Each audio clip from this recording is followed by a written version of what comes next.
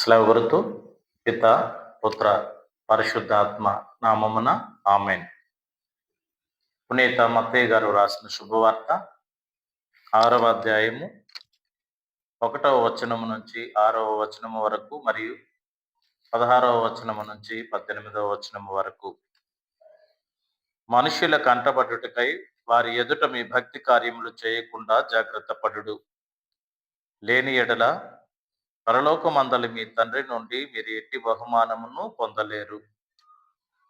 ప్రజల పొగడ్తలను పొందుటకై ప్రార్థనా మందిరములలోను వీధులలోను డాంబికులు చేయనట్లు నీవు నీ దాన ధర్మములను మేళతాళములతో చేయవలదు.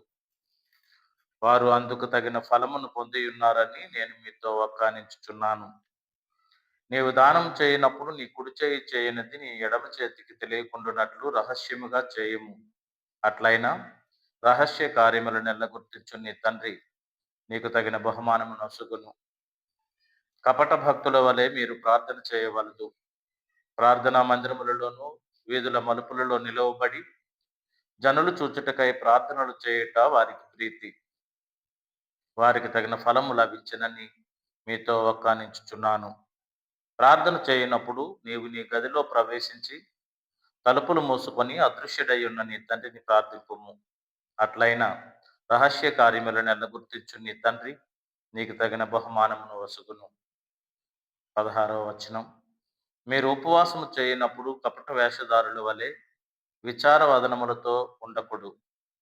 వారు తమ ఉపవాసము పరుల కంటపడుటకై విచారవదనములతో ఉందురు. వారికి తగిన ప్రతిఫలము లభించనని మీతో వక్కానించుచున్నాను.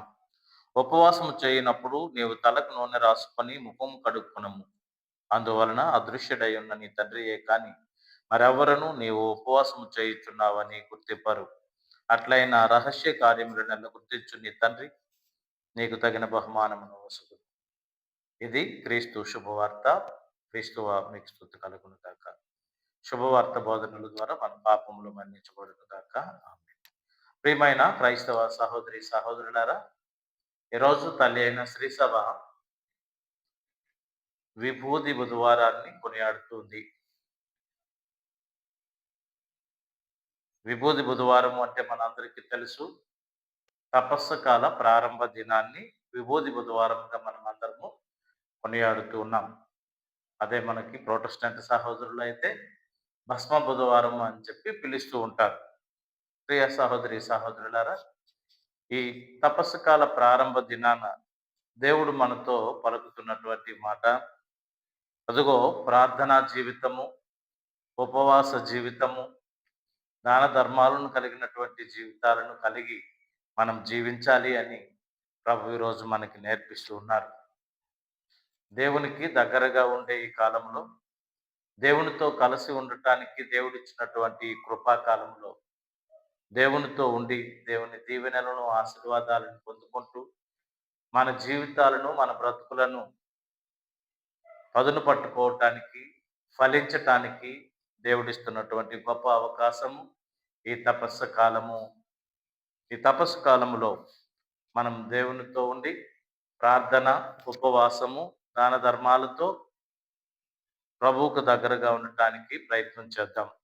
ప్రియ సహోదరి సహోదరులారా, ఒక ఊరిలో కనకయ్య అన్నటువంటి ఒక కర్రల వ్యాపారి ఉన్నాడు. ఆయన దగ్గర చాలా మంది పనులు ఉన్నారు.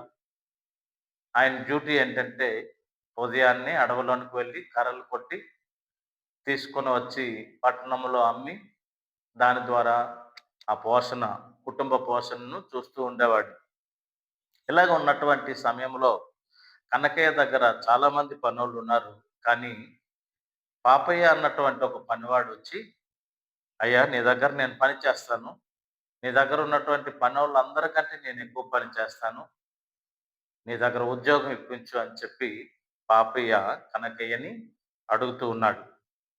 మరి ఆ రోజే చెప్తూ ఉన్నాడు పాపయ్య, నీ దగ్గర ఉన్నటువంటి పనోళ్ళందరికంటే నేను ఎక్కువ పని చేస్తాను. వాళ్ళు 10 చెట్లు కొడితే నేను 15 చెట్లు కొడతాను. నీ దగ్గర పని ఇప్పించు అని చెప్పి పాపయ్య కనకయ్యతో అడుగుతూ ఉన్నాడు. ఏ రోజైతే వారికంటే నేను తక్కువ పని చేస్తానో ఆ రోజు నేను నీ పనిలో నుంచి నేను విరమించుకుంటాను. ఆ రోజే పని మానేస్తాను. అని చెప్పి ఛాలెంజ్ చేసి కనకయ్య దగ్గర పనిలో జాయిన్ అయ్యాడు పాపయ్య.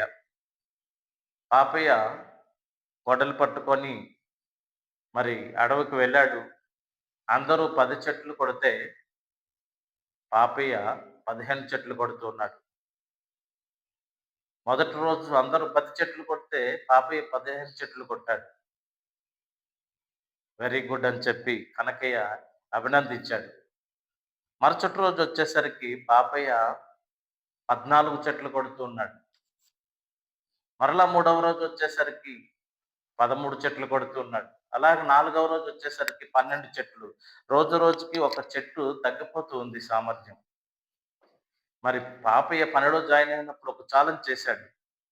ఎప్పుడైతే వారికంటే నేను తక్కువ కొడతానో, ఎప్పుడైతే వారికంటే నేను పని సామర్థ్యం తక్కువ చేస్తానో, ఆ రోజే నేను పనిలో నుంచి మానేస్తానని చెప్పాడు.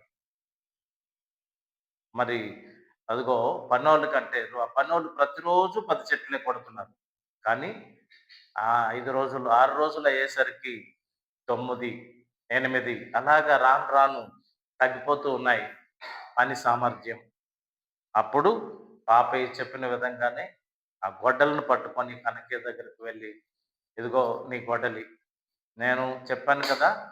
ఇదిగో నేను మీ పనోళ్ళ కంటే నేను ఎక్కువ పని చేయకపోతే, ఆ రోజే నేను పనిలో నుంచి నేను మానేస్తానని చెప్పాను కదా!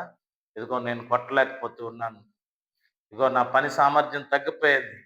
అందువలన నేను ఈరోజు మానేస్తున్నానని" చెప్పి ఆ గొడ్డలిని కనకయ్యకి అందిస్తూ ఉన్నారు.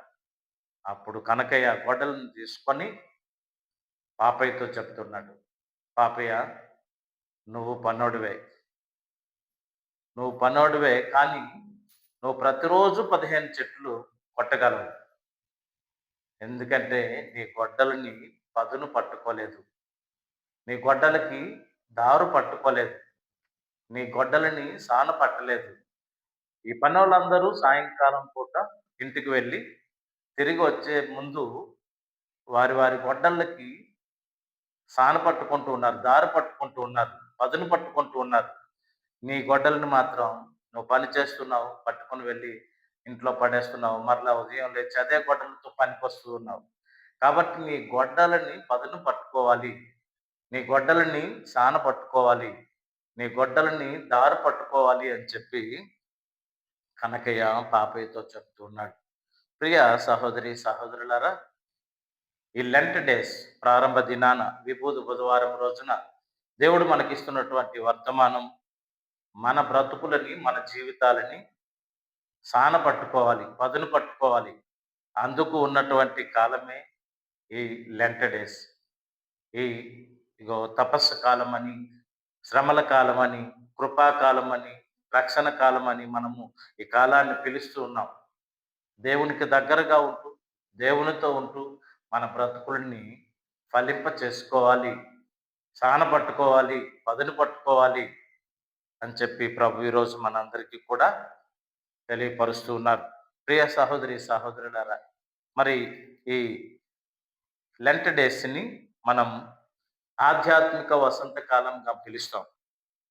ఆధ్యాత్మిక వసంతకాలమని, అనుగ్రహ కాలమని, కృపాకాలమని, రాకడ కాలమని, రక్షా కాలమని, మారు మనసు పొందే కాలమని, పశ్చాత్తాపపడే కాలమని, ఇలాగ రకరకాల పేర్లతో మనం పిలుస్తూ ఉంటాం.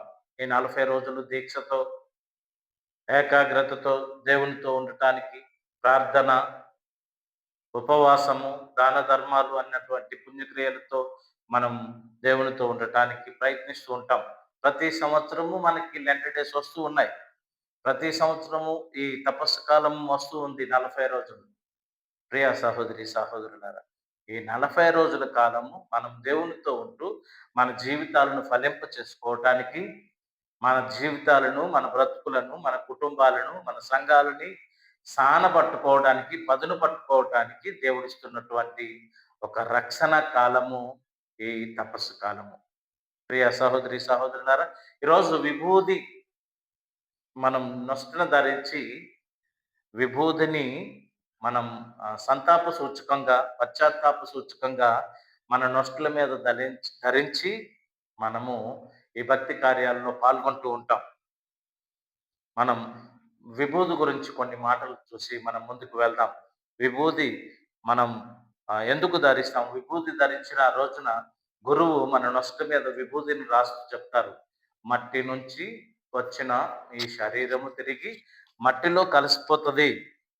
ఈ ఈ శరీరం మట్టి, ఈ శరీరం అనే బూడిద అని మనకు తెలియపరచడానికి బూడిదతో మనం నొసటి మీద స్లేవ గుర్తు వేస్తూ గురువు మనల్ని ఆశీర్వదిస్తారు.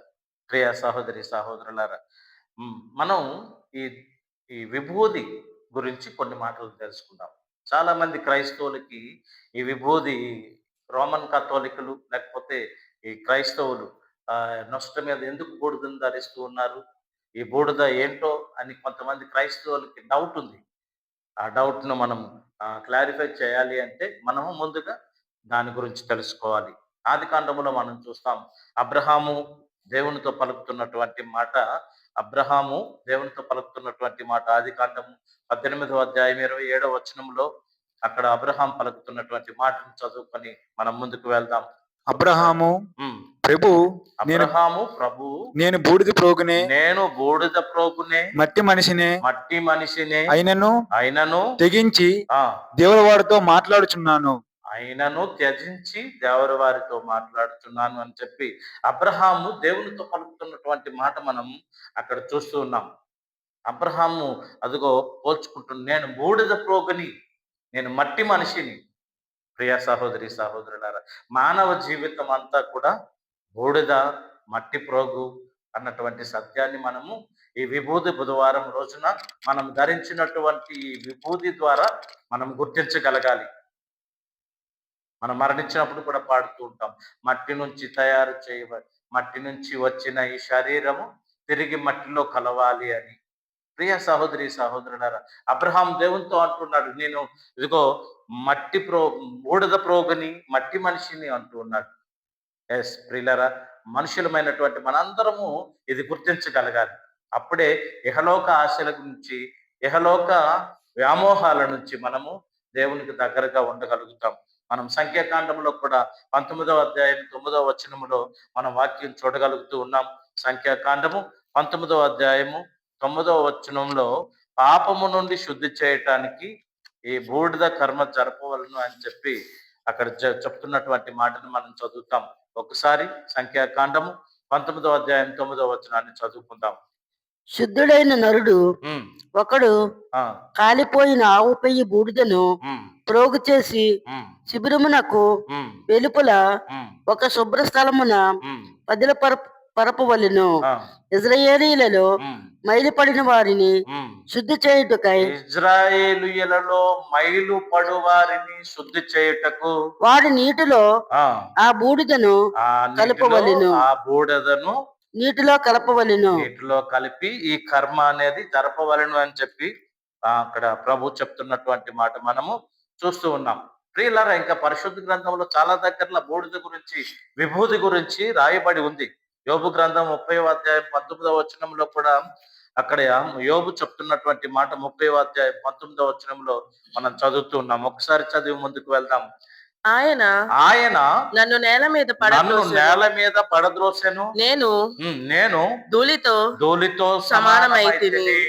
యోబు చెప్తున్నటువంటి మాట ధూళితో సమానమై ఉన్నాడని చెప్పి. ప్రియ సహోదరి, సహోదరులారా, మనం ఒక భజన పాట పాడుతూ ఉంటాం. పరమాత్మాని పదములు వెదకితి, పాపిగా నేని శరణము కోరితి.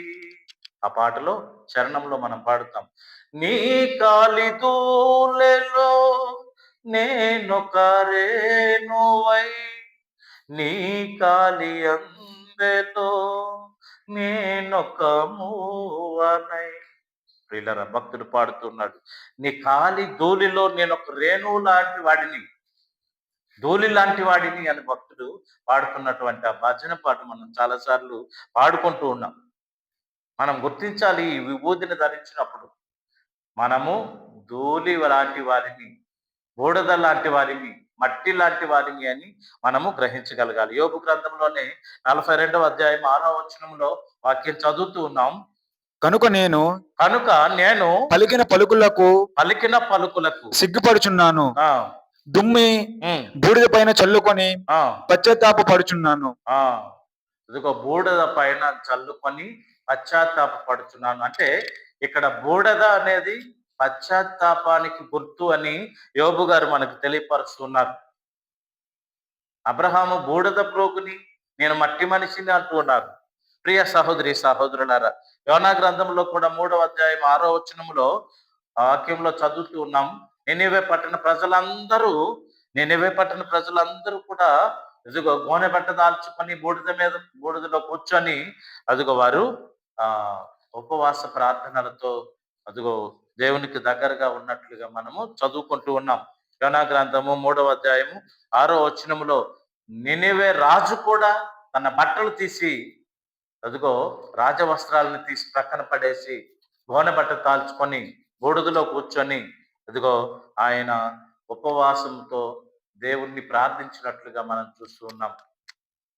నినివే పట్టణ ప్రజలందరికీ యోనా ప్రవక్త చెప్పినప్పుడు దేవుని వర్తమానముగా వారు గ్రహించి ఇదిగో మీరు ఈ 40 రోజుల్లో మీ మనసులు మార్చుకోవాలి, మీ బ్రతుకులు మార్చుకోవాలి, మీ నడవడికలు మీ ప్రవర్తనలు మార్చుకోవాలని యోనా ప్రవక్త బోధించినప్పుడు వారందరూ కూడా అక్కడ బూడిదలో కూర్చున్నట్లుగా, చివరికి రాజు కూడా సింహాసనము దిగి అదిగో బూడిదలో కూర్చున్నట్లుగా మనము వాక్యంలో చదువుదామా ఒకసారి ఆ మాట.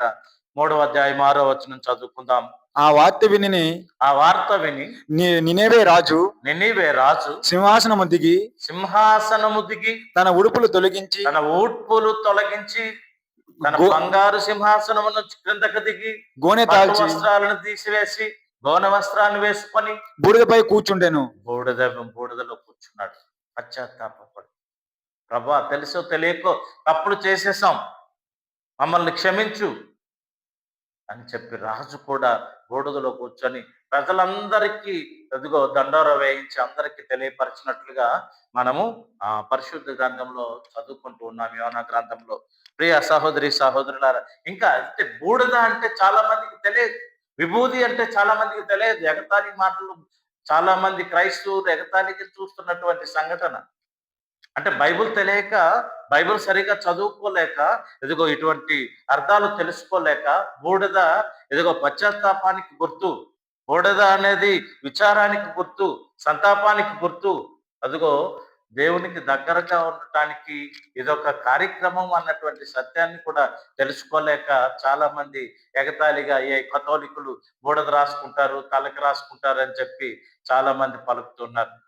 ప్రియ సహోదరి సహోదరులారా, అందుకే నేను ఈ బూడిద గురించి కొన్ని మాటలు అదిగో బూడిద బైబిల్లో ఎన్ని దగ్గరలు ఉందో మనకి తెలియపరుస్తూ ఉన్నాం. ఇర్మియా గ్రంథం 6వ అధ్యాయం 26వ వచనంలో బూడిద గురించి రాసి ఉంది. ఒకసారి మనం చదువుకొని ముందుకు వెళ్దాం. ఇర్మియా గ్రంథం 6వ అధ్యాయం 26వ వచనాన్ని చదువుకొని మనం ముందుకు వెళ్దాం. ప్రభువు ప్రజలతో ఇట్లా నేను మీరు గోనె బట్ట దాల్చి బూడిదలో పొర్లాడుదుడు, మీరు గోనె బట్ట దాల్చి బూడిదలో పొర్లాడుడు, బూడిదలో కూర్చోండి, మీ బ్రతుకులు మార్చుకోండి, మీ పశ్చాత్తాప పడండి అని ప్రభువే క్లియర్ గా చెప్తున్నటువంటి మాట. ప్రియ సహోదరి సహోదరులారా, యెషయా గ్రంథం 58వ అధ్యాయం 5వ వచనంలో కూడా ఈ మాట మనకి కనిపిస్తుంది. మనం ఉపవాసం ఉంటున్నప్పుడు మనము గోనె మీద కూర్చోవాలి, బూడిదలో కూర్చోవాలి అని ప్రభు తెలియజేస్తున్నటువంటి మాట మనం చూస్తాం. యెషయా గ్రంథం 58వ అధ్యాయం 5వ వచనంలో ఆ మాట మనకి కనిపిస్తుంది. ఒకసారి చదువుకొని మనం ముందుకు వెళ్దాం. మీరు ఉపవాసము ఉండినప్పుడు రెల్లకాడవలే వంగుదురు, బూడిద మీద గోనె మీద పరుండెదరు. ఇట్టిది అంటే ప్రియులారా, ఇక్కడ ప్రభు చెప్తున్నాడు. అంటే ఆ బూడిద దేనికి గుర్తు, ఆ గోనె దేనికి గుర్తు అన్నటువంటి సత్యాలను కొన్ని మనం తెలుసుకోవాలి. బూడిద రాసుకుంటారు, బూడిదలో కూర్చుంటారు, బూడిద నొస్టు మీద పెట్టుకుంటారు, తెల్ల బట్టలు వేస్తారు.